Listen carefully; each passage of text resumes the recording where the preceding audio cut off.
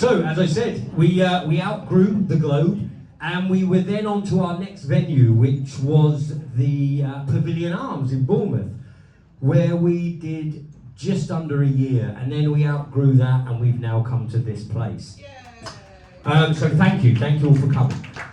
Now we've had some great evenings here, some great guests. We had Mark Sargent, we've had David Weiss, we've had the wonderful Dave before, Mark Devlin, Alex Michael, Martin Liedker, Jaron Campanella from Determinism, Dave Mannell, and even I've put in an appearance or so. We've had people from as far away as Newcastle, London, Ireland, Scotland, Cornwall, Wales, the North, the Midlands, and of course the South. Flat Earth Social, we get everybody. They come from everywhere. We've also had our very first Flat Earth Social baby. There was a baby who was 1 year old by some original members that came, Ben and Karen. They're up in Wales, they couldn't make it here tonight. Now, obviously, generally it's a very dark Tuesday evening where it's hard to get to. But you've all made a wonderful effort, thank you very much for coming. Now, Flat Earth Social has been represented in podcasts, social media, and recently with the Sounds Beautiful Festival, where some of you came, and what a wonderful festival that was for those that went. Absolutely amazing. Well, the good thing is, they're doing it again next year. Tickets are on sale now. Flat Earth is going to be represented there again, as well as some new speakers. The lineup's not done yet, but I would buy the early bird tickets if you can. I think they're slightly cheaper as they go. So look forward to seeing that for next year. I'd like to say a few thank yous, not a lot. First one to Lisa, my wife, who tirelessly takes the money, gives out the wristbands, and organises me and everything else in Flat Earth Social. I'd like to also thank every guest that we've had, Dave, and all of the speakers that have come here to pass on the truth, and every future guest. I'd like to thank the hotel that we have here that put on such a great thing for us. I mean, they give us this room, it's a fantastic venue. Every single person that's attended our meetings, and of course, all you lot, thank you very much. We really appreciate it. Now,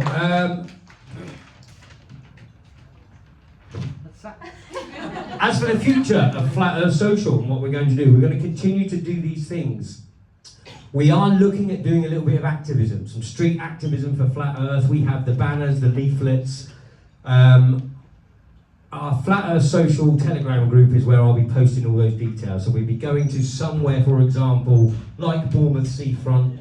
We'll have Flat Earthers there. We've done it all before. It's time to sort of reinvigorate some street activism and let the people know what it's all about. Also thinking of doing a podcast which will get up and running for Flat Earth Social, where it involves just you lot, so that we can talk about the things that are going on. We can talk about Flat Earth, and we can give ourselves a voice rather than the people that we use all the time. Now, it's obviously our second anniversary. The first anniversary we had, Dave kindly came to the pavilion and did a talk. It gives me great pleasure for our second anniversary to welcome to the stage the wonderful Dave Murphy.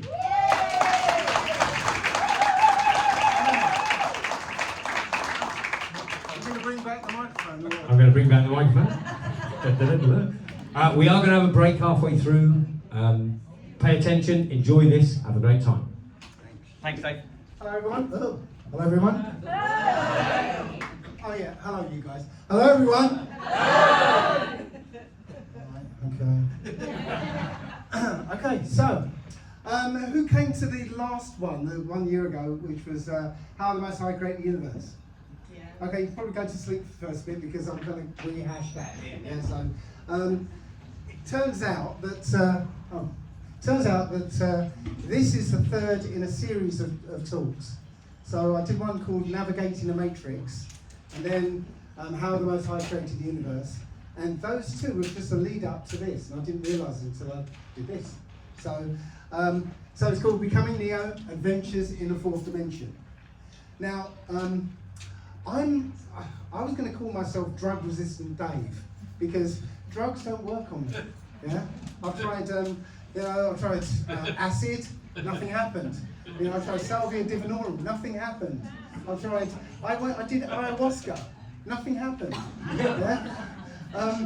But what does work on me is a medicinal leaf. Yeah, literally, if I eat it, it teaches me stuff. And I've had these things I call cannabis journeys. And each one of these journeys has been like a profound experience. Right? So I'm highlighting 3 of them. Right? So journey 3 showed me the nature of reality. It was the first time I had a bit of cannabis oil. Right? Just a little blob on the end of a matchstick. And I took it, an hour later, nothing happened. I thought, here we go again. Yeah. I got a lift home, and I was sitting in the passenger seat, and an hour and a half later, I felt it coming on. I said to the driver, this might get a bit weird. And what happened was, she went, what? And she turned her head towards me. Her head was huge, and her nose was massive. And it went whoosh as she turned around to me. Yeah? And just my perceptions went crazy. But as I was looking out the windscreen, all of a sudden, everything disappeared. It just went black. And then it came back. And then it went black again, and came back. And it just got faster and faster and faster. Until it was flickering, and then it was smooth movement again. And what it was telling me was, this world is like a set of static frames of reality. And they go by so quickly that we think it's all smooth movement. But it's like 3D frames of a film script, sort of going by really quickly. Yeah. My 5th cannabis journey, I had a bit too much cannabis oil, just a little bit too much. And what happened was, reality started to break apart in front of me, and I was being pushed into another world. Right? And it was the wireframe version of this world. So if in reality there was a table there, as I was being pushed into the world, I could see a wireframe version of the table. Right? Like a prototype of that table. And I now know that to be what I saw as the 4th dimension. We'll get into that later. Right? Journey 6 was the nature of time. So I was helping on this project for a free energy device. And I was one of the engineers, and we were working away on this thing. And there was a bunch of women who were part of the group, and they said, oh, well, later, after everyone's finished, we're going to go up on top of the hill and smoke some weed and, just chill out. So I thought, okay, if I have some cannabis oil now, right, by the time we're ready to go up the hill, it'll just be starting to kick in. So I thought, okay, that's a good plan. So I took some cannabis oil, and I carried on working with the other engineers, and everyone said, oh, we're so close, let's just push through and see if we can get the thing working. I was like, oh shit. So we carried on, and it started coming on. And what happened to me was I saw a sequence of events happen, right, and then keep happening. So what happened was, they turned the machine on for the first time, and it got really, really fast, and they weren't meant to go all the way up on the dial as they turned it up. But the engineer went faster, faster, yeah, and the guy turned it all the way up. The thing glowed red and white, and then exploded and killed everybody, including me. And then it restarted. Same thing, guy turned it on, Evans went faster, faster, yeah, started glowing, but this time I was like five feet to the left, or the right, or whatever, yeah, and it exploded, and everyone was killed except me. I was badly injured. Then it started again. And then this time I was in line with the machine. It exploded, and everyone died except me, and I was uninjured. And then it started again, and I thought, no, it's too much, I can't take it anymore. Yeah? And the cannabis said, you're afraid of death, aren't you, Dave? I said, no, I'm not. It said, choose the explosion then. So I went back into the room, the event started over again. And then a child came in and stood in front of me. And the cannabis said, what about now? This child's going to die. I thought, well, we're all going to die in this room. So, okay, no big deal. Then my girlfriend at the time came in and stood in front of me. What about now, Dave? And it kept raising the stakes. until I said, no, I can't do this, and I got out of the room. And then it said, well, choose the past and the future. And I got to see, it's like I was standing on this spot, which I call now, and there was a whole tree of possible futures. And behind me was a whole tree of possible pasts. And I could go down each future and see how it was going to play out, and then it would fade away. And one of them was when Evan said faster, faster, I had my camera and I threw it at him like to try and stop it. But one of them also was that it worked. The free energy device worked, and it was a pivotal moment of mankind. You know, it's now this free energy device that was going to be released to everyone, and it was, you know, the whole world changed. And everyone was high-fiving, going, yeah, we did it, we did it. And there was a camera going around, everyone high-fiving and all that. Got around to me and I was all messed up in a corner, right? So I thought, no, I don't want that. So I chose a future where it just burnt itself out. And that's what actually happened, okay? So I got to see I had this experience of being able to choose what past and future. And I think that's what we're doing all the time, okay? But I'll get into that. So, part one, what is the matrix? The matrix that we're in, the real matrix. So, everything there is an undefined energy field that is self-aware and sentient, okay? And this energy field, you know, this energy is mind, is equal to mind, okay? And it is what we call, well, it calls itself the I am. You might call it God, the source, you know, creation, whatever. But it's a self-aware energy field. In our world, we call that the electromagnetic spectrum, because that is all there is. It's all light. It's all various frequencies of light. Okay? So we only get to see a very small slice of that spectrum. We call that visible light. This represents all the whole spectrum that our machinery can detect. So down here, I think it goes a little further up in the high frequency. They call it cosmic rays. Beyond that, we can't detect anything. We go down here, low frequency. So beyond here is solid matter. Yeah, solid matter is light slowed down to a slow vibration. Okay, so that represents everything there is, and that is, you know, the I am, and it's self-aware and aware of itself and sentient. So a self-aware sentient being that is all there is might represent itself as a singularity, a point. Okay. So what do you think the most interesting concept for a singular self-aware being that is all there is? What do you think the most interesting thing for that being to contemplate? Anybody? Bueller? Sorry? More people? Is it alone? Duality, something other than himself. That's the most interesting concept. Yeah, so he might represent that other as another point. Okay? That point has to be necessarily away from the self, a certain distance, which is one-dimensional space, a line. Yeah? Everyone follow me so far? Mm-hmm. Oh, two people do. Everyone follow me so far? Yes, fine, yes, fine. Right, so a one-dimensional space, yeah? But that point, right, that distance away, could also be over here, or over here, or over here, okay? Or any number of positions, right, which would be a circle, which represents that the other being all the possible places it can be, that distance away from the self, okay? That represents two-dimensional space now, so you can go that way and that way, okay? So you could also, now you've got the other, the next sort of interesting concept is, what would I look like from the perspective of the other, which is another circle. Is this starting to look familiar? Yeah? It's called this point, this shape in the middle here, it's called the Vesica Pisces. Yes, a new shape. Yay, new shape.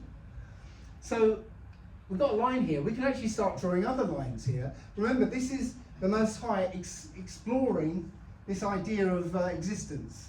Okay, so we've drawn a line here, so we can start drawing other lines.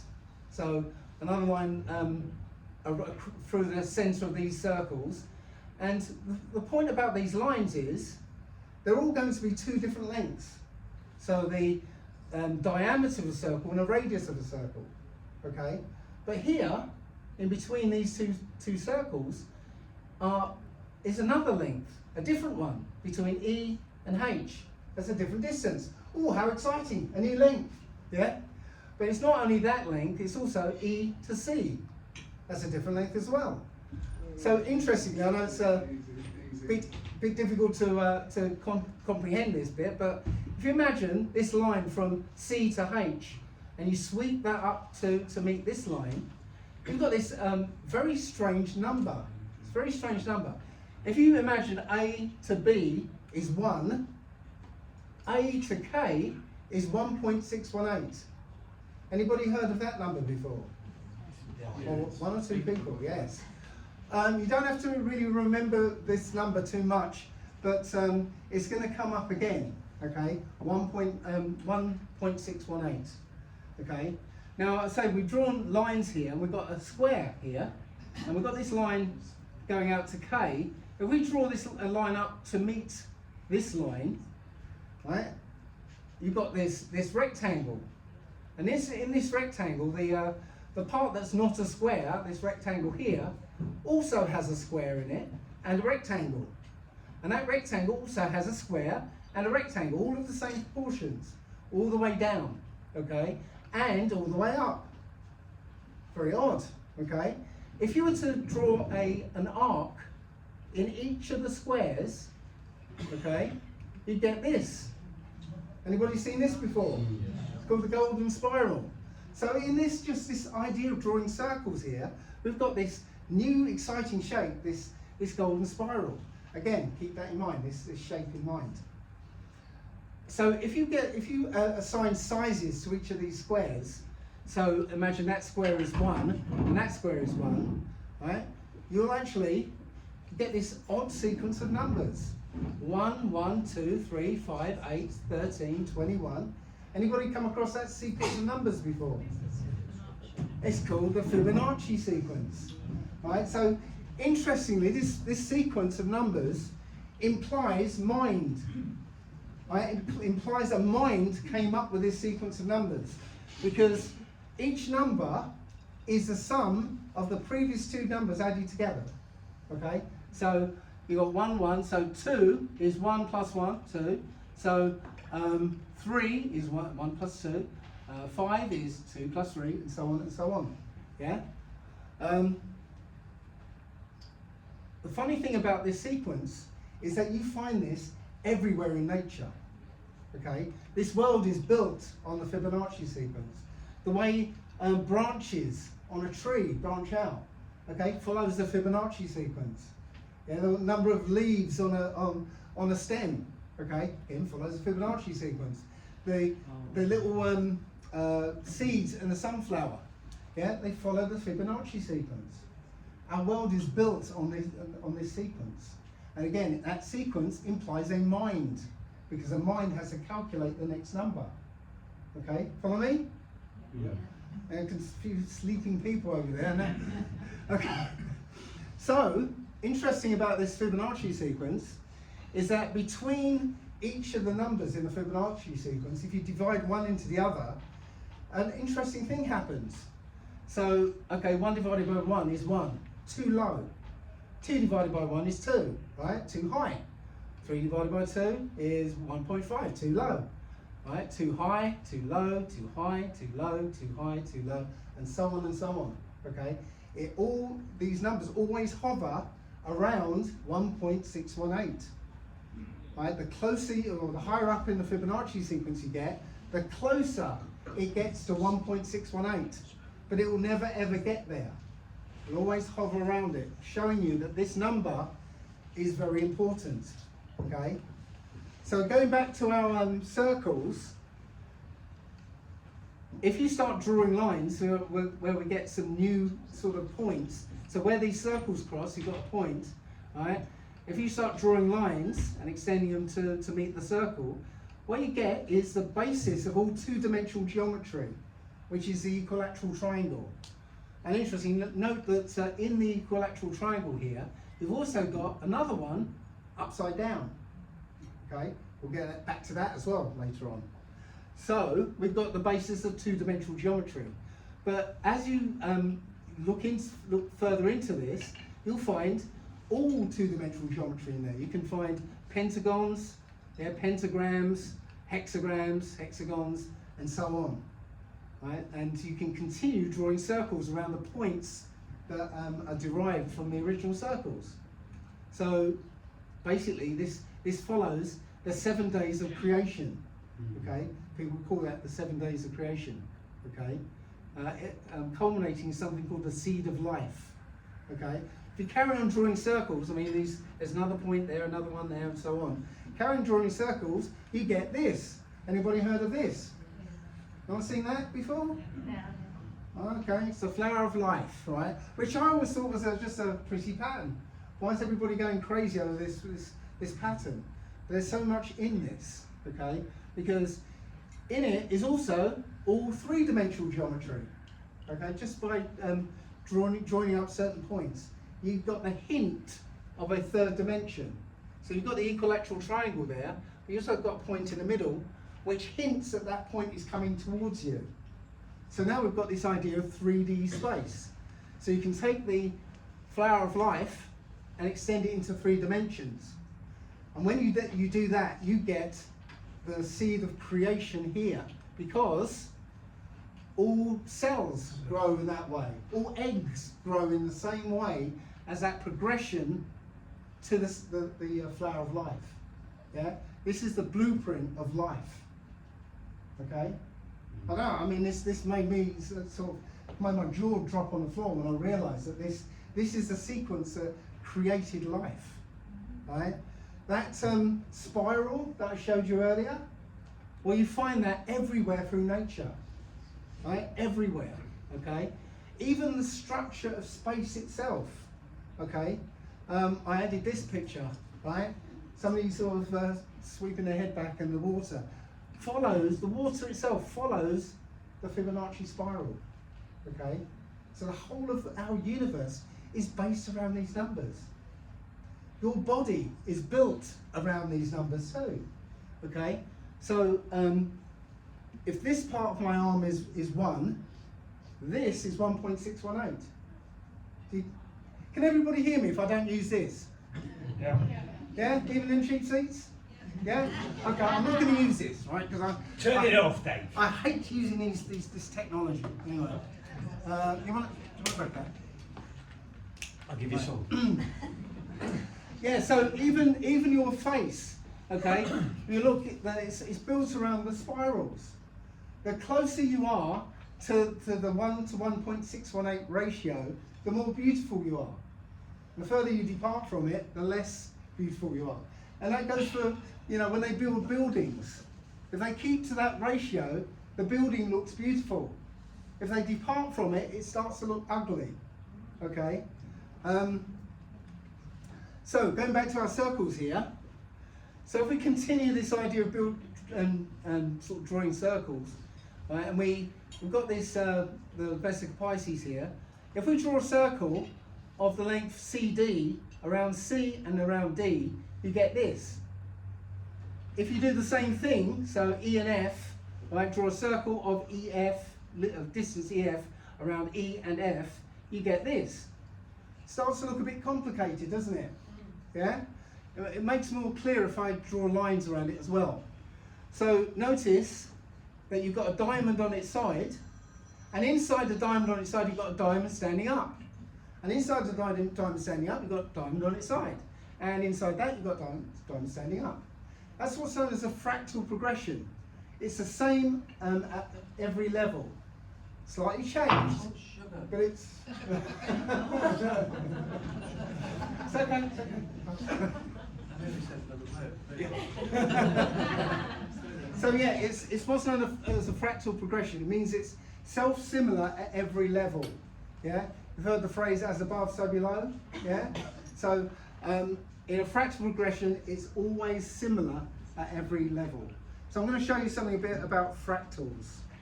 Okay, so To show you a shape that has some really interesting properties. We can create this special shape by starting with an equilateral triangle, removing the inner third of each side, and then placing another equilateral triangle in the place where the side was removed. If we repeat this process infinitely, we end up with a shape known as a Koch snowflake. And this snowflake is fascinating because although it has a fixed area, it has an infinite perimeter. So how can a shape like this mathematically exist? Well, as the number of generations increases, the area does increase, but less and less each time. At first, the area increases by 1/3 of the original, then 4/27ths, then 16 243rds, then 64 2187ths. You can see how the amount of area added with each successive generation is very quickly trending towards zero. In mathematics, this type of sequence creates what is known as a limit. And what it means in this case is that, although it may intuitively seem like the shape's area will grow infinitely, it actually doesn't. There's a limit to the growth. This chart shows how the shape will never grow beyond 1.6 times its original size when it was just a triangle. And because the shape is limited to this 1.6 value, we can say with certainty that the shape has a fixed and not infinite area. Simply by being able to see this two-dimensional shape in its entirety, we can prove that the area is finite. If the area were infinite, there would be no boundaries to see. And with no boundaries, you really haven't got a two-dimensional shape at all, only a blank, infinite plane. The perimeter is a different story. As the number of generations increases, the perimeter of the snowflake continues to grow and grow without approaching a limit. The math works like this. Each generation of the snowflake has a perimeter exactly 4/3 of the previous generation. If you zoom in and look at just one side of the triangle, it becomes easier to understand. With each generation, the perimeter that is added is 4 times 1/3 of the original length, giving a total growth with each generation of 4/3, or 1.3 recurring. Because this number is greater than 1, the perimeter will continue to increase, trending towards infinity. This is the most non-intuitive aspect of the shape, because it seems as if the perimeter could be measured, but it cannot. Because no matter how far we zoom in on the shape, there would always be more perimeter to measure. And that's how you can mathematically have a shape with a fixed area but an infinite perimeter. So that was a very simple fractal. Yeah, the rule was with every line on that original star shape, you put an equilateral triangle on it. That's it. Right? Every line you put an equilateral triangle on it, and you got, if you saw, you got somewhat of a complex shape. Yeah, and you can keep drilling into it, and you'd keep seeing all this complexity. Again, this is a very, very simple fractal. But many people have seen another type of fractal called a Mandelbrot set. Okay, so take note of this beetle shape. Now we're drilling into one point on that shape. Okay, and we're going to see the complexity that comes out of it. Okay, so this is one spot we're drilling into, but we could have moved over, an inch to the left and drilled into a completely different universe. Yeah. Now, can you see all this complexity that comes out of a very simple rule, iterated over and over and over and over again? That's what I saw when I took acid. Yeah. But no, people do see that. A long time ago. Yeah. So, as I said, it's a very simple rule, iterated over and over and over again, and it generates all this complexity. But the thing about this complexity, it almost seems random, but we're going to see something very familiar later on. Now, you could just waste an hour or so just looking at this, because it's actually fascinating. I just almost got hypnotized watching this. So just watch it very carefully, very, very carefully. You're feeling very sleepy. Give me your money. So I'm letting it run for a second because I want you to see something. I think it's coming up in a minute, but we're going to see something that's again very familiar. And I think it's coming up. Yeah, we're coming into it now. Well, I might be wrong. I think, yeah, there we go. Right in the middle there.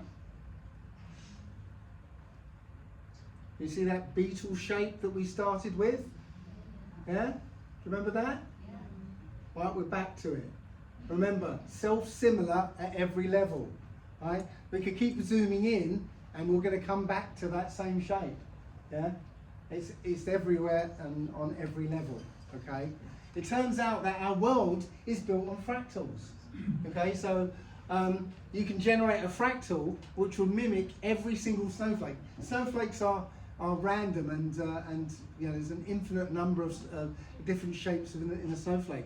But we can model every one of them with a fractal. Okay, lightning follows fractal patterns. So that's the fractal, and that's the lightning.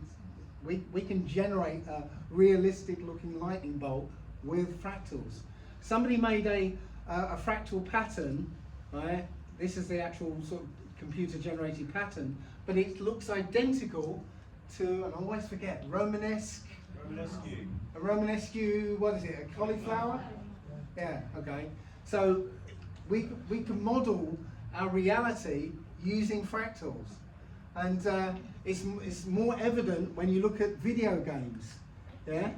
So this landscape is not real. It's generated by Unreal Engine 4.6, I believe. Yeah? Now, this was generated fractally. So the computer does not have every leaf, every stone, you know, all that detail. It doesn't have that stored in memory. It is generating it as it goes along. Okay? And this is exactly how our world is generated. Right? Because we can model it. And it looks so realistic, does it not? Yeah?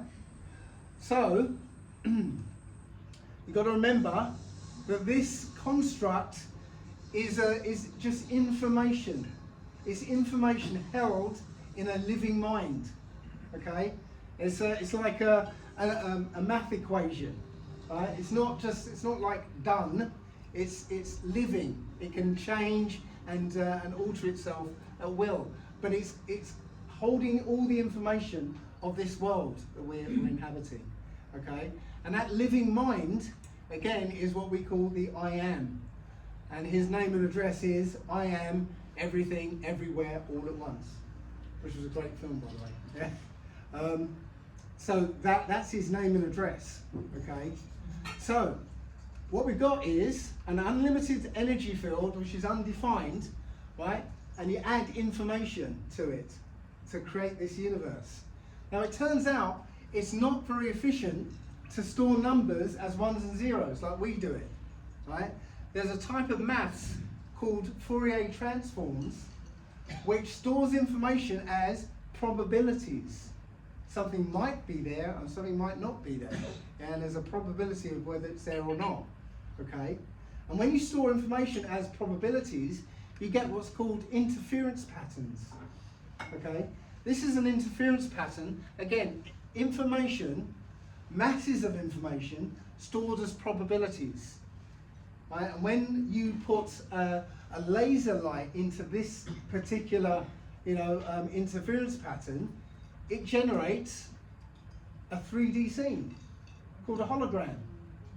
Right? So that is a 2D piece of plastic, right? That's been encoded with enough information to describe a 3D scene. Yeah? And it kind of looks absolutely real. Right? So what's happening is that when you look at that, your eye is collapsing the probabilities that you're seeing are seen from a particular angle. Okay, sounds complicated, but we're going to look at an experiment that shows exactly how that works.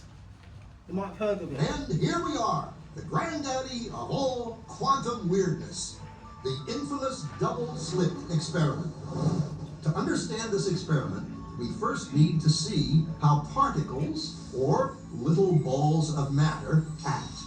If we randomly shoot a small object, say a marble, at the screen, we see a pattern on the back wall where they went through the slit and hit. Now, if we add a second slit, we would expect to see a second band duplicated to the right. Now, let's look at waves. The waves hit the slit and radiate out, striking the back wall with the most intensity directly in line with the slit. The line of brightness on the back screen shows that intensity. This is similar to the line the marbles make. But when we add the second slit, something different happens. If the top of one wave meets the bottom of another wave, they cancel each other out. So now there is an interference pattern on the back wall. Places where the two tops meet are the highest intensity, the bright lines, and where they cancel, there is nothing. So, when we throw things, that is, matter, through two slits, we get this, two bands of hits. And with waves, we get an interference pattern of many bands. Good so far. Now, let's go quantum.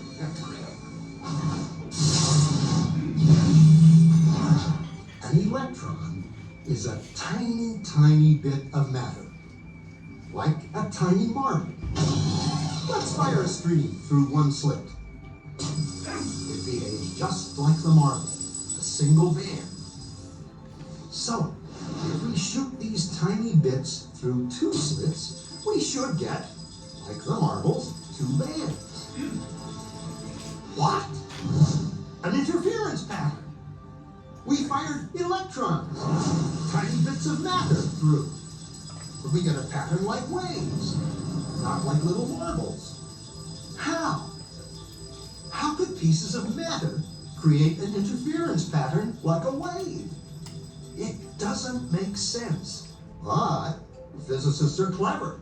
They thought, maybe those little balls are bouncing off each other and creating that pattern. So, they decide to shoot electrons through one at a time. There is no way they can interfere with each other. But after an hour of this, the same interference pattern is seen to emerge. The conclusion is inescapable. The single electron leaves as a particle, becomes a wave of potentials, goes through both slits, and interferes with itself to hit the wall like a particle. But mathematically, it's even stranger. It goes through both slits and it goes through neither. And it goes through just one and it goes through just the other. All of these possibilities are in superposition with each other. Physicists were completely baffled by this. So they decided to peek and see which slit it actually goes through. They put a measuring device by one slit to see which one it went through and let it fly. But the quantum world is far more mysterious than they could have imagined. When they observed, the electron went back to behaving like a little marble. It produced a pattern of two bands, not an interference pattern of many.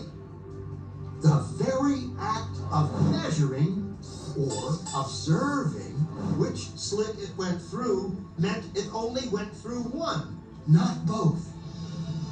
The electron decided to act differently, as though it was aware it was being watched. It was here that physicists stepped forever into the strange, never world of quantum events.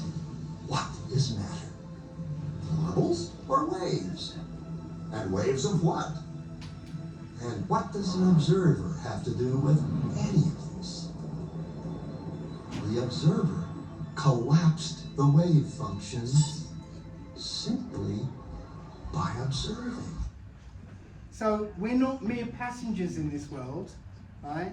The world is made up of these particles which are waves of possibilities, information stored as probabilities, but it's our observation that turns them into reality, one thing or the other, okay? We are part of the Most High. Our name and address is I am, little I am, here and now, okay?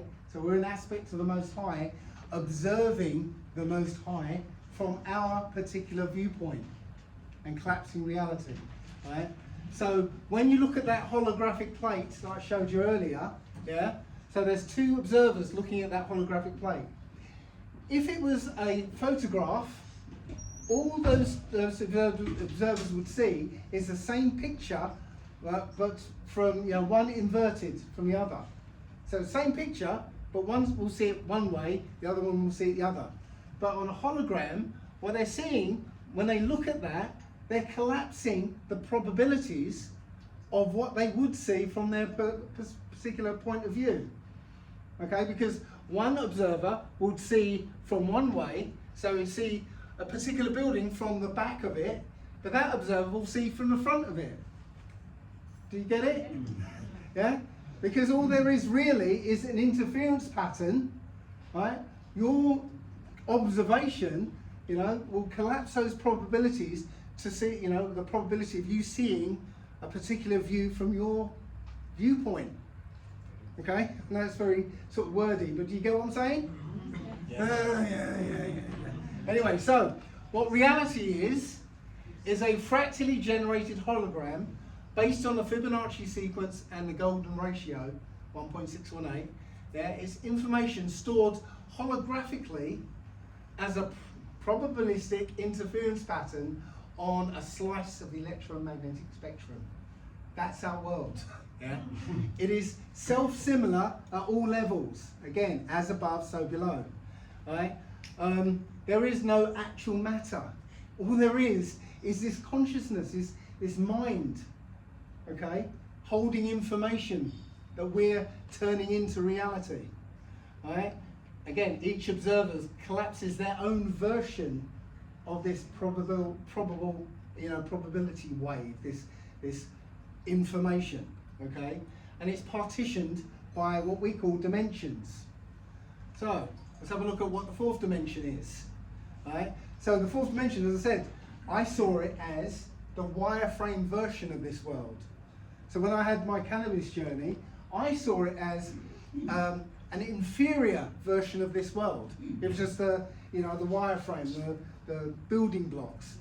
But what I realise now, it's a superior version of this world. Every idea happens here first. So that's the wireframe.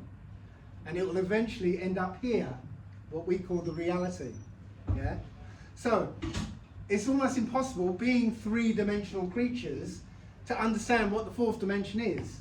But what we can do, right, is literally extrapolate what the fourth dimension is by going down the dimensions, then back up again. Okay? See if you can follow what I'm saying. So imagine if I had a cube in my hand, a big old cube, right? If I was to cut that cube in half, and you look down the cross section, you'll see a square, won't you? A flat plane. Wouldn't you? Yeah. Okay. So now you get down to two dimensions, right? If I take that flat plane, cut it in half, and you look down the cross section, now you're looking at a line. Yeah? Okay. You're looking at a line. Okay. So now you've got a line. You cut that line in half and look at its cross section. Now you're looking at a point, right? Yes. Right. So we've gone down from 3 dimensions all the way down to no dimensions. Okay. So going back up, a line is necessarily an infinite number of points all strung or merged together into one thing, going off in a direction. Yeah, that makes a line.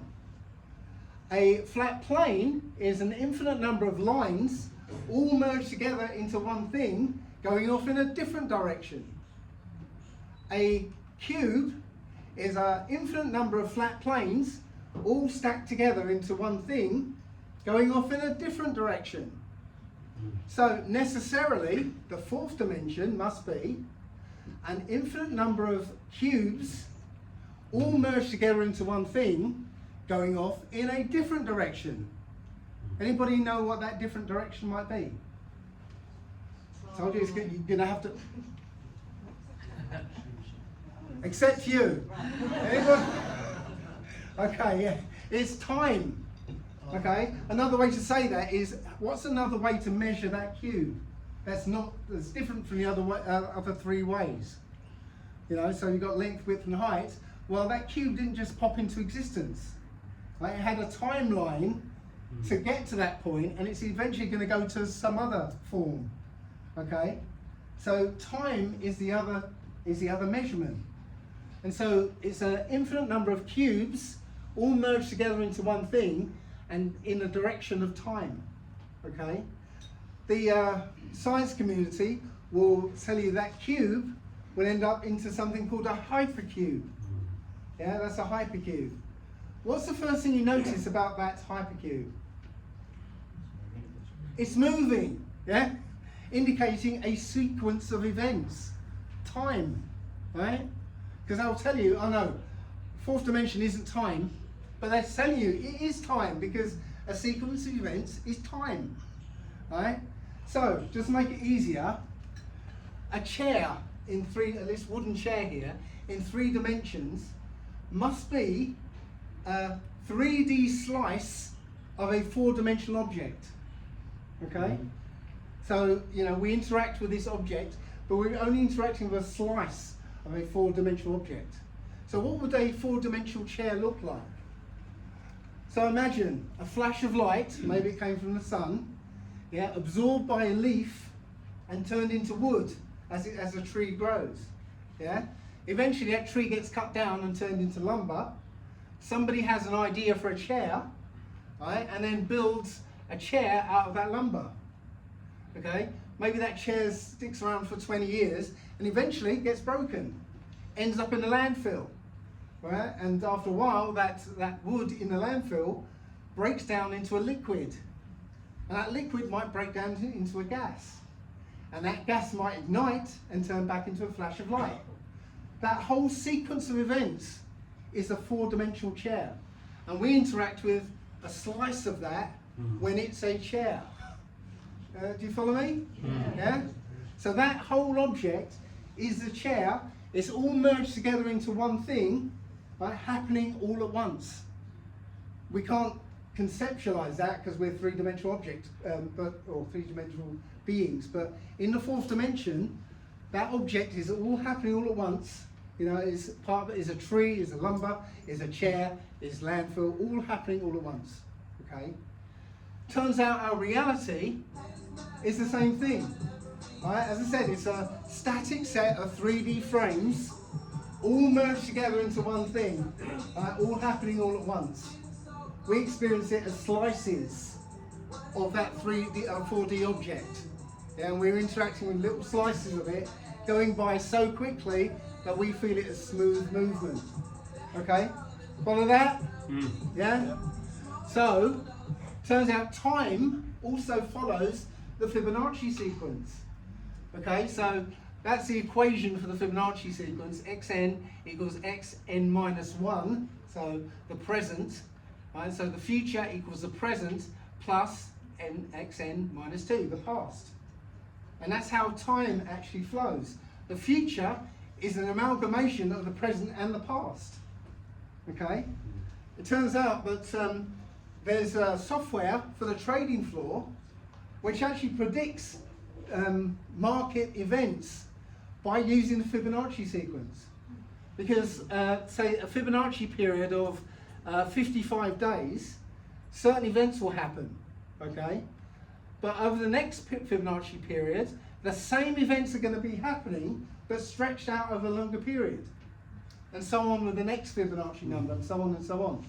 And this software is very accurate, okay? It predicts market trends very accurately, okay?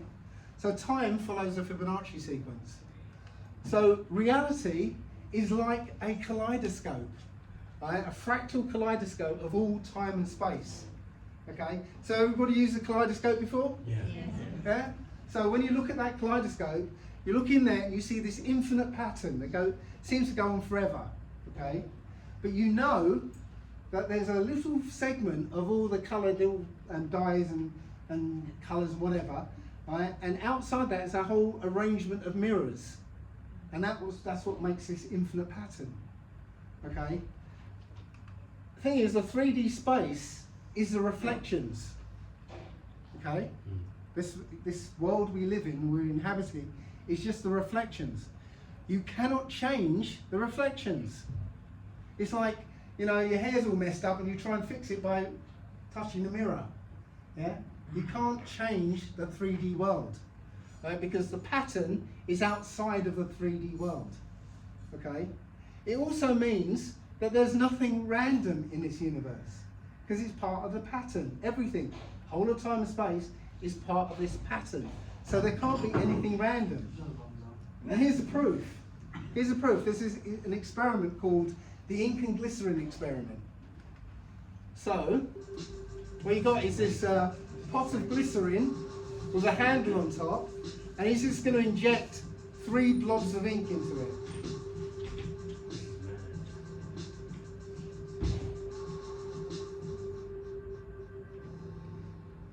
So 3 different colours so you can tell the difference. And now he's going to turn that handle on top 5 times.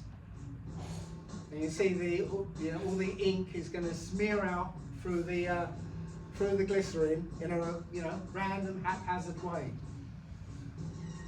As he turns it around, you will see it get more and more diffuse as it spreads into the nearby glycerin.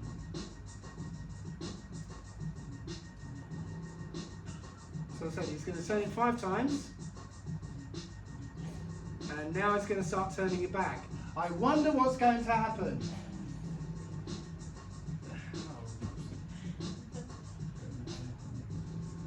So he's going to turn it back exactly 5 times.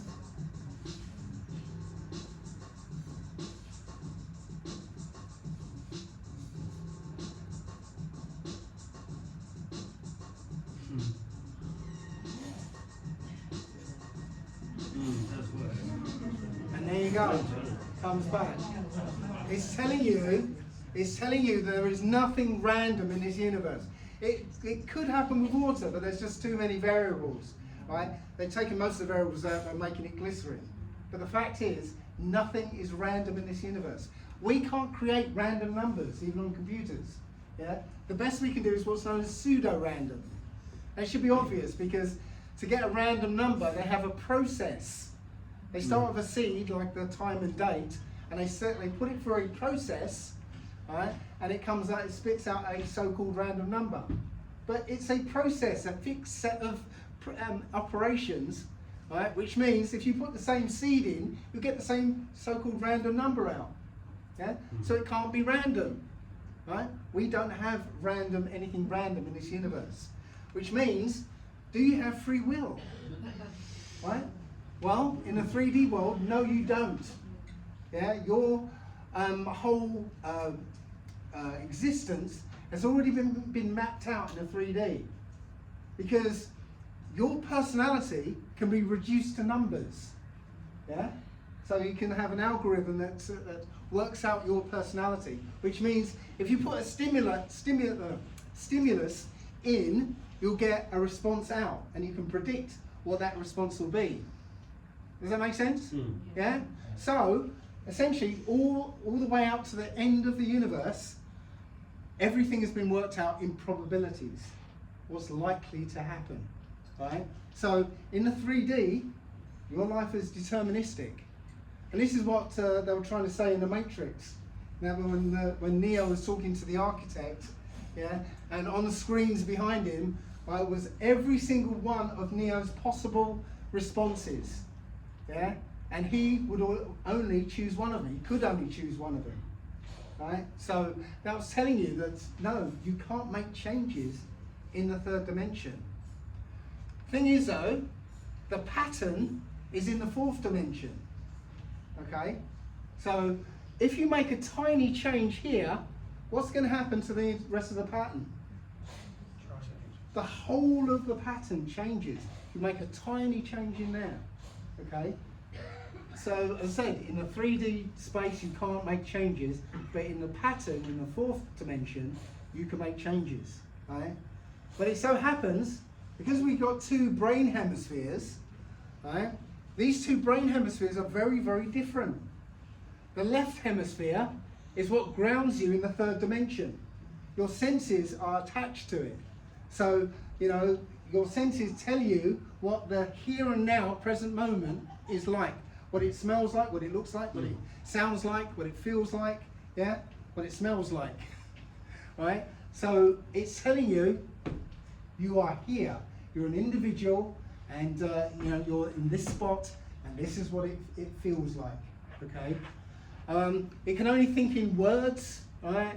It's all about analysing what's going on in the here and now, projecting what might happen in the future by looking back in the past and extrapolating what might happen, yeah? So it's always doing that analysis for survival in this 3D world, okay? And it can only, this is the thing about this logical side of your brain, it can only think of things in terms of things it already knows. That means it can't come up with anything new, right? It can only think of things in terms of things it already knows, okay? And it perceives objects and events as all separate, okay? And it can only perceive the now moment. Your right brain is very different. It is not rooted here in the third dimension, okay?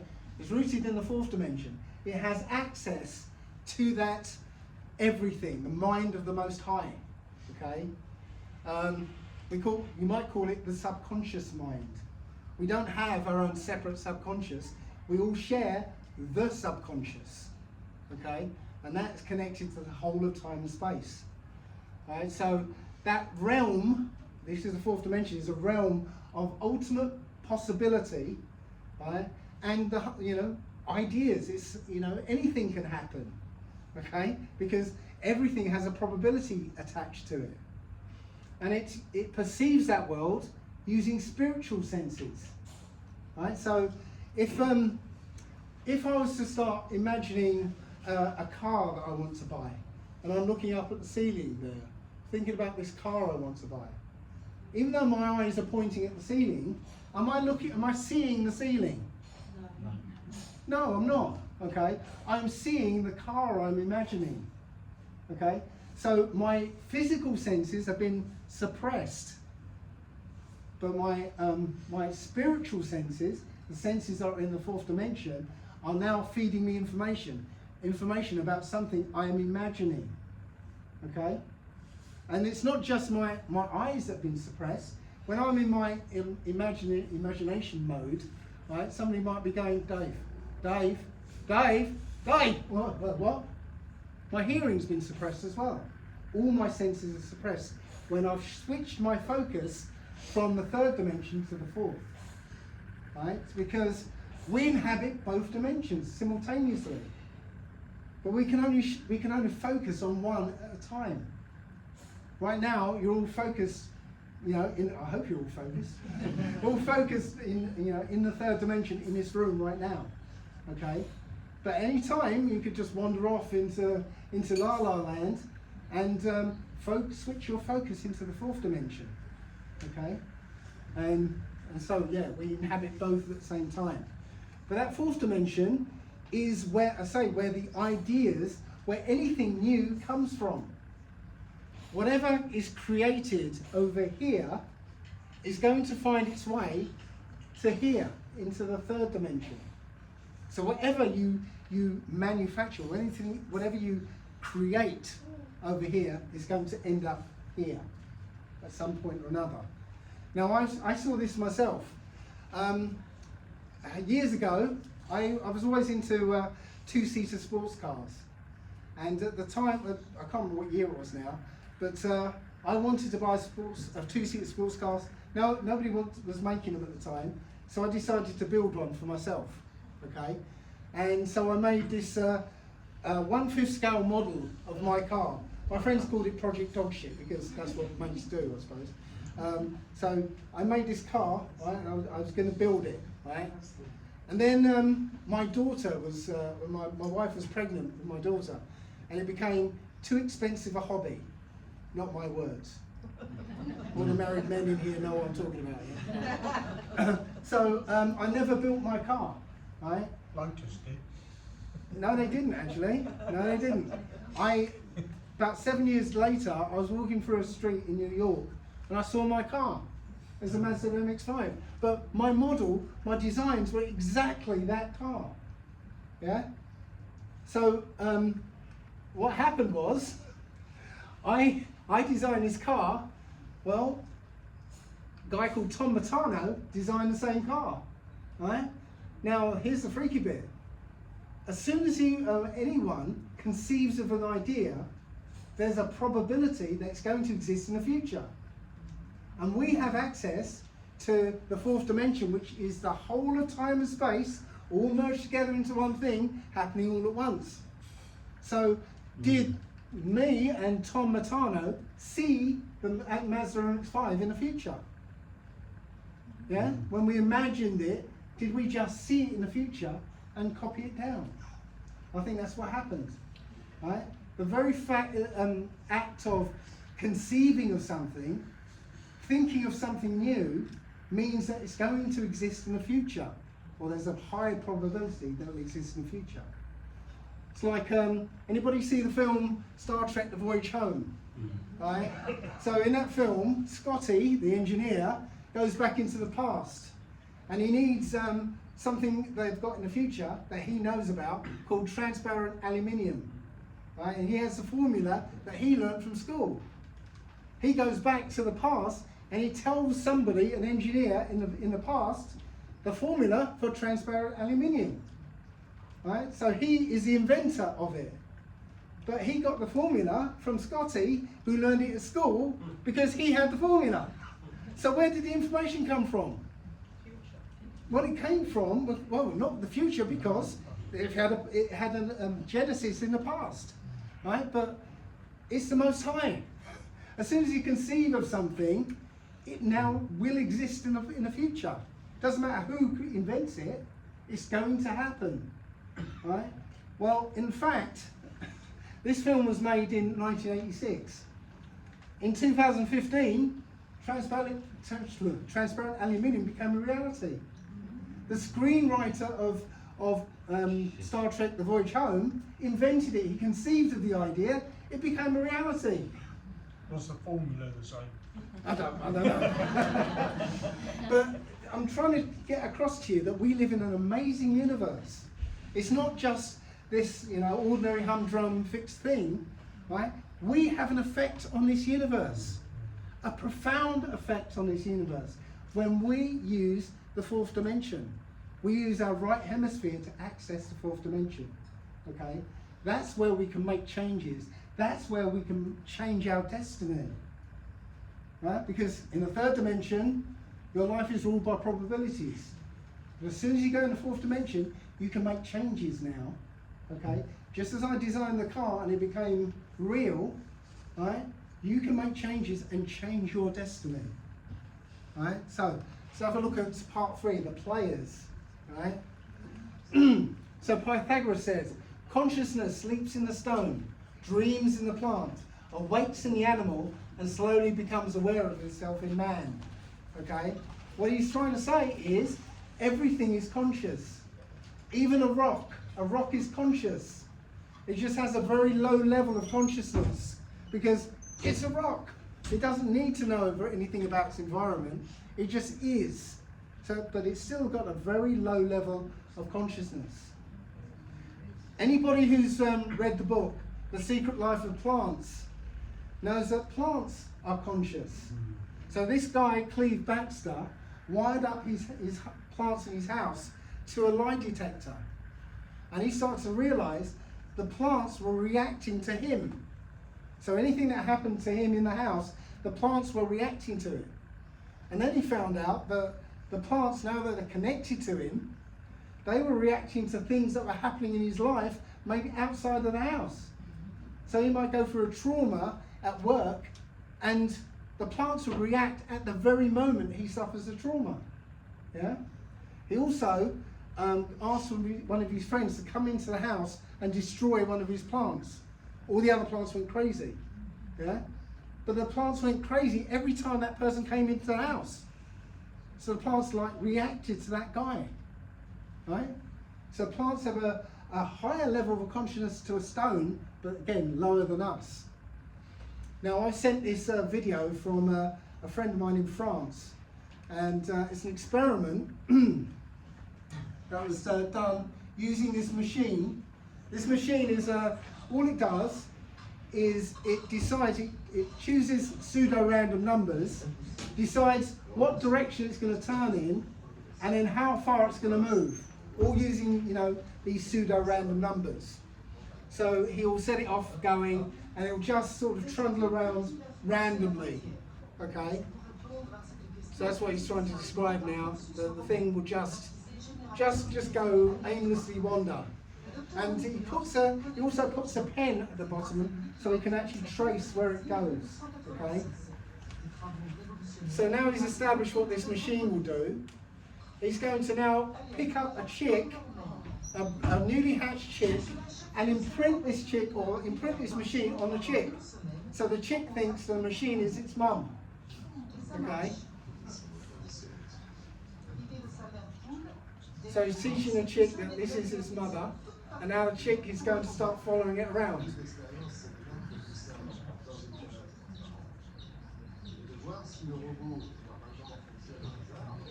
Right, so he's going to let it move on its own, and the chick is just going to start following it around. Well, notice that there's you'll see in a second, there's a cage. You'll see in a second.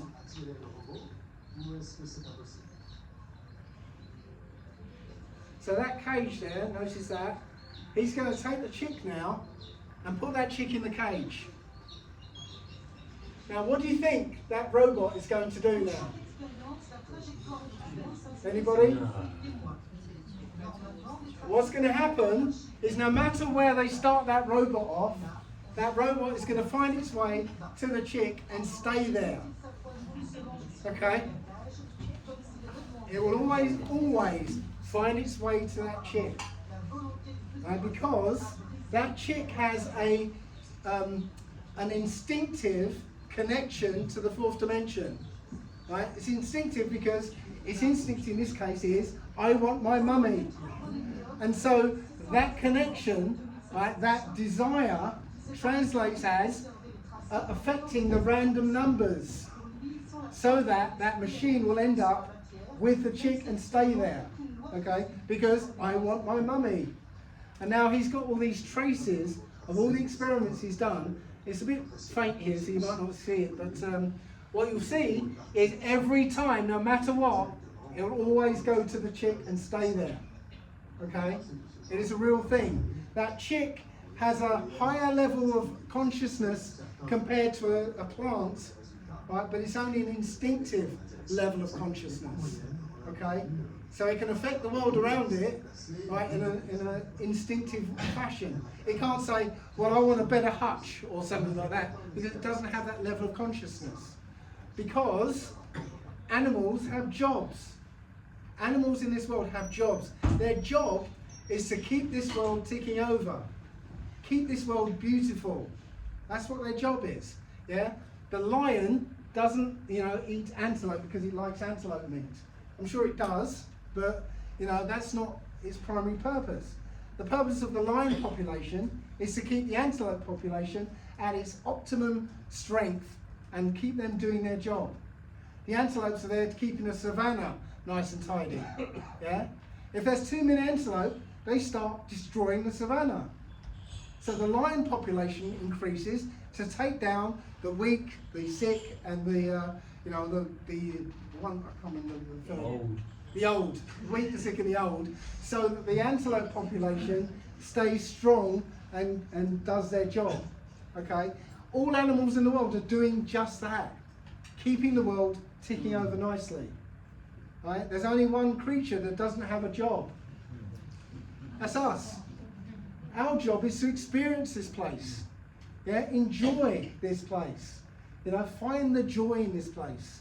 Yeah? That's our job. Thing is, we've had not to put too fine a point on it, the alien invasion happened a long time ago. Yeah, it's in the Old Testament. It tells how angels came down and had sex with women and created a second bloodline called the Nephilim. And we still have the descendants of those Nephilim wandering the earth today. They're the ones in charge of this world right now. And they hate humans, which is why we live in these inhuman societies, which is all about death. It's all about trying to kill us all off. Right? So the angels begat this alien species as such, called the Nephilim. Right? The angels didn't need a connection to the fourth dimension because that's where they came from. Okay, so they didn't pass it on to their Nephilim offspring. Right? Now, as I said, the fallen angels and Nephilim hate us. They hate humanity. So in order to exterminate us, which is the ultimate goal, they needed to disable our abilities, right? Disable our powers. So how did they do that? Well, Rudolf Steiner basically let the cat out of the bag. He said, a way will finally be found to vaccinate, I'll say that again, a way will finally be found to vaccinate bodies so that these bodies will not allow the inclination towards spiritual ideas to develop. And all their lives, people will believe only in the physical world they perceive with their senses.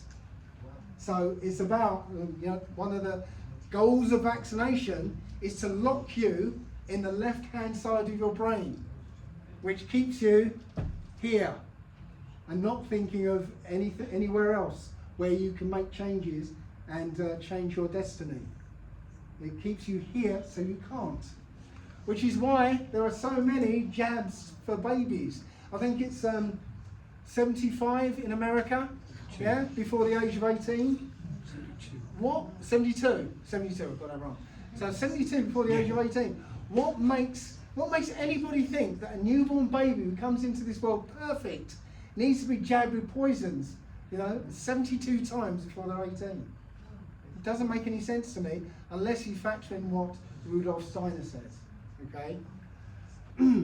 Education is all about keeping you in your left-hand side of your brain. Does anybody remember doing drama at school? Or cookery? Or metalwork? Or woodwork? Right? Do you think they're doing all these things now at school? No. And if they are, right, they're making it into a left brain process. Yeah? Instead of, it's like, either doing art, being creative, or doing paint by numbers. Yeah? Which is achieve the same thing but with no creativity. It turns it into a logical, step-by-step left brain process. Yeah? Have a listen to what this report came up with about genius, I think it is. Study that was done in the 1960s, and it was really commissioned by NASA because they wanted to know how to hire more geniuses. So they hired George Land and his team to go out and figure out what makes a genius. So they started with a group of 5-year-olds and they gave them a creativity test. I'm going to stop it there. What percentage do you think of 5-year-olds registered as geniuses? Somebody? 80%? Well, nearly. Here we go. So the way they defined genius was, how do you use your creative imagination to solve problems? And what they found was, of this group of 5-year-olds, 98% qualified as geniuses. Then they came back 5 years later when this group was 10 years old, and it was down to 30%. 5 years later at 15, it was down to 12%. And then I think they just kind of gave up in disgust. But George Land took it further and went out and surveyed adults and found that only 2% of adults. And the thing that's also very interesting is he attributed this to school, 100% to school, that you would take a population, 98% genius, and dumb them down to 2%. And one of his quotes that I love is he said, uncreative behavior and thinking is learned. So what is creative thinking? Creative thinking is using your right brain to access the fourth dimension and come up with ideas, new ways of doing things. Because ultimate probability or possibility. Yeah. So the fourth dimension is the only place you're going to get anything new, any new ideas from. Right. So just another example of how they've dumbed us down. Right. They've got us reading in a left-brained manner. Okay, so they teach us, in order to read a book and gain understanding, You have to start in the top left corner and word by word, line by line, read each and every word, and then by the end you'll get the comprehension. Okay? That's the way they've taught us. But anybody who's done speed reading knows that you can actually just scan the whole page all at once and get the information at a subconscious level. You subconsciously know what's on that page because the brain is able to take all that information all at once. Okay? Everything, everywhere, all at once. Yeah? So, yes, that's just an example of how they've dumbed us down and kept us in the left-hand side of our brain. Another way they keep us in the left-hand side of our brain is a constant focus on sex and earthly pleasures. Earthly things like drugs and drink and all sorts of other things. Yeah? Keeps us focused here. Right? Language also keeps us focused in our left brain. Okay? I've spoken about this a lot before. Our original language was a totally different thing called Paleo-Hebrew. Right? Language of pictures. Right? It's understood in a completely different way. Language is understood in the left brain. Paleo-Hebrew is understood in the right brain and the heart. Right? You intuitively know what things mean. Okay? It's a concrete language, can't mean anything else but what it means. Right? So, yeah, it's not understood by a linear thought process. So I'm going to do a little example for you. And if you've seen it, shut up. Right? Okay. So, I'm going to describe a film to you in English, and you have to guess what the film is. All right? Yeah. Right. Okay. So, a man on the autistic spectrum recounts the events of his life to strangers. What's the film? Forrest Gump. Forrest Gump? Rain Man. Anything else? Going once? Shawshank Redemption. Shawshank? Okay, we'll call that one as well. Right. Going twice, going third time? Sold! Okay, so we got Forrest Gump, Rain Man, and Shawshank Redemption. Okay? So, as I said, what happened there, I don't know, who said Shawshank Redemption? Yeah, okay. Right, so, what happened there, in the left-hand side of your brain, when you heard me saying the words or you read it on the screen there, in the left-hand side of your brain, you fetched the meanings of all these words, right, and compared them to a list of films you'd seen and guessed at Forrest Gump and Rain Man and Shawshank Redemption, right? Okay, but it was a guess. It had to be a guess, okay? So now I'm going to show you the same film in Paleo-Hebrew, okay? So again, Paleo-Hebrew is a language of pictures, so I'm going to use emoticons, right? So, here we go. Man running, a few trees, park bench, a box of chocolates, a shrimp and a boat. What's the film?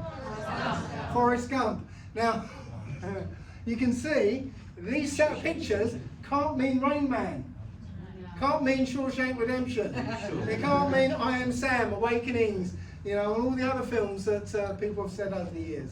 It can only mean Forrest Gump. And I could put them in any order, and you'd still have got it. So it didn't have to be spelled, yeah? Right, so again, it wasn't a guess, you just knew what it was. Am I right? Yeah? So you got it on an intuitive level. Right, so now your brains have been rewired, right? I'm going to see if you can guess what these films are. Just shout them out when you know. First one? Men in Black, yes. E.T. What's the next one? Benjamin Button, yes. Life of Pi. Last one. Lord of the Rings. Now, this might sound like a silly thing, because when I first looked at it, I was like, what the hell am I looking at? And then they started popping in, right? Yeah? But just think of what an amazing thing has just happened. I've just taught you a foreign language, and you got it. It's a foreign language. Yeah? And it's not just this visual thing, you know, just word association and stuff, right? Look at these two shapes. Which one is called Kiki and which one is called Booba? So which one's this called? What's this one? Right? You intuitively knew which one was which, right? Because the sound, the vision follows the sound. Yeah, it's a language, but we've been sort of shifted away from that language, right, to something that you have to be taught by rote. Yeah, this is intuitive. This is the real language. Yeah. So I've got a little bit from Terence McKenna talking about language. Think of a child lying in a crib with an open window and a hummingbird comes through the room. Well, this is like a miracle. It's all light and iridescence and whirring sound, and the child is sucked into the presence of a miracle. And then its nurse or its mother comes into the room and says, "It's a bird, baby, bird." Suddenly the miracle is collapsed into a lexeme. And by the time you are 5 years old, the entirety of reality has been very carefully mosaicked over with words. And to burst through that to whatever reality lies beyond is the task of a mystic or a shaman, and it's extraordinarily difficult. Right, so, yeah, like he says, you know, if a child witnesses a hummingbird, yeah, it's a miracle, it's amazing. You see these birds zipping around like that, and, you know, hanging in the air like that, and the colours and the sounds like a bee, and it is just amazing. But then the mother says, "Oh, bird." Now it's this amorphous kind of bird shape in your mind. And this is the thing, the words now become a barrier between you and reality. And you interact with the words, not the reality. Now I go through a process when I do a talk. You know, next day I'll sit there and look through the talk and try and remember how it went the day before. And I go, well, how do I get a concept over better? And I was literally sitting at a table, looking at my laptop, thinking this, and I looked up and sort of absent-minded glanced out the window. I wasn't seeing what was out there, I just glanced out the window, and the words "green bush" popped into my psyche. But I didn't see the bush, I just looked back down to my screen. And then I heard the words, "Is it?" So I went, I looked up again, and sure enough, it wasn't just a green bush, there was a whole bush in there that was red. And so I got up and looked a bit closer, and I saw that, you can't see it in this picture, but there were like lots of little white buds and little yellow flowers and some big pink flowers sort of just off the screen there. And then I looked further and I thought, actually there's not just one bush, there's multiple species of bush, all kind of intertwined. And as I was watching this, a bird flew into the bush. I thought, oh, there's a nest in there. And then a different species of bird flew into another part of the bush. I thought, oh, there's more than one nest in there. And I saw a field mouse running around the bottom here by the roots. And I thought, this is a whole ecosystem, a whole world in microcosm right there. And I nearly missed it because all of my consciousness said was green bush. I had a physical example of what Terence McKenna just said. Yeah, I papered over that part of the world with the words green bush, but it wasn't. It was a whole. I was there for 15 minutes just looking at this bush. Yeah, so yeah, that's what I'm trying to say. The words, the language, is keeping you in the left-hand side of your brain, and you lose that childlike wonder. I had that childlike wonder back looking at this bush. Yeah. Technology also suppresses our abilities. Yeah.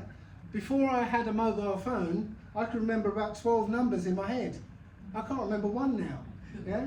Barely remember my own phone number. Yeah. Before I had a sat nav, I could navigate around this country and not even worry about it. Now I'm addicted to the sat nav, aren't I? I'm addicted to it, right? And my ability to navigate is gone, right? Do you think this new AI stuff that's around is going to make the next generation smarter or more stupid? Yeah, right? Well, the thing is, the human attention span, right, in 2000 used to be 12 seconds. 2013, it was down to 8 seconds. Right, a goldfish has an attention span of 9 seconds. What does that make us? Yeah? It does. Our attention span is very, very important. Our attention is very important. Has anybody come across the Emoto Rice experiment? Right? This tells you a few things actually. So the rice experiment is you get 3 identical jars, sterilize them, cook up some rice, put the same amount in each jar, and in the first jar you write "I love you" on it. On the second jar, "I hate you," and on the third jar, "I ignore." So over the course of a month or two, you go to the "I love you" jar and go, "Oh, I love you, rice. You're so delicious and lovely. Love you so much." And then you go to the second jar, "Ah, yeah, I hate you, you disgusting rice." Right? And the third jar you ignore completely. After about a month or so, you'll find that the "I love you" rice is still white and fluffy, almost like new. Yeah. The "I hate you" rice has gone all manky and horrible. Yeah. But worse still is the ignore rice, because even negative attention is attention. When you remove attention altogether, things start to collapse back into its component parts. Okay, because it's not needed. Right? When Chernobyl happened, which it didn't happen, by the way, when Chernobyl happened, what really happened was humans left the area, and very, very quickly, the city almost just sank back into nature. Very quickly, because there was nobody there to give it attention. Right? Has anybody ever had a car, right, and then you suddenly got a new car and just left the old one, right, and noticed that the car just started falling apart? You know, it wouldn't start after a while, and then it started getting rusty, and because attention was taken away from it. Okay? They use our attention against us all the time, right? You show these images to anyone on earth and they'll know what it is. This was a ritual, focusing our attention on one thing, right, and one feeling, so they can use that attention to bring in their security state. Right? They're using our power to manifest their desires. Okay?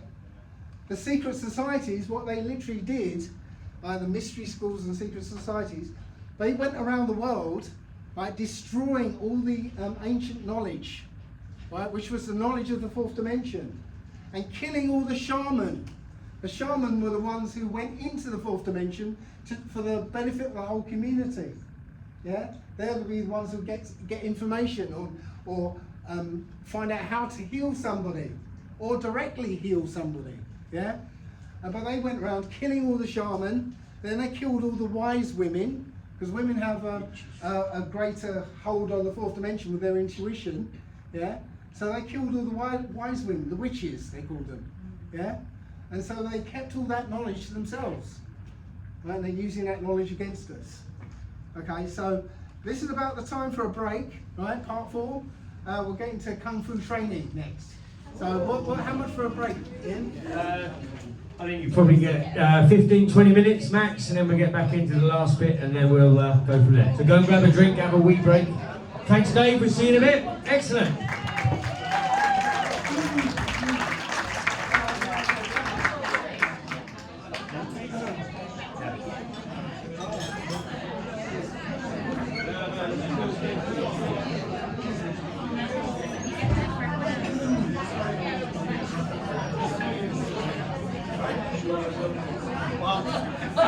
I'm absorbing. I'm absorbing.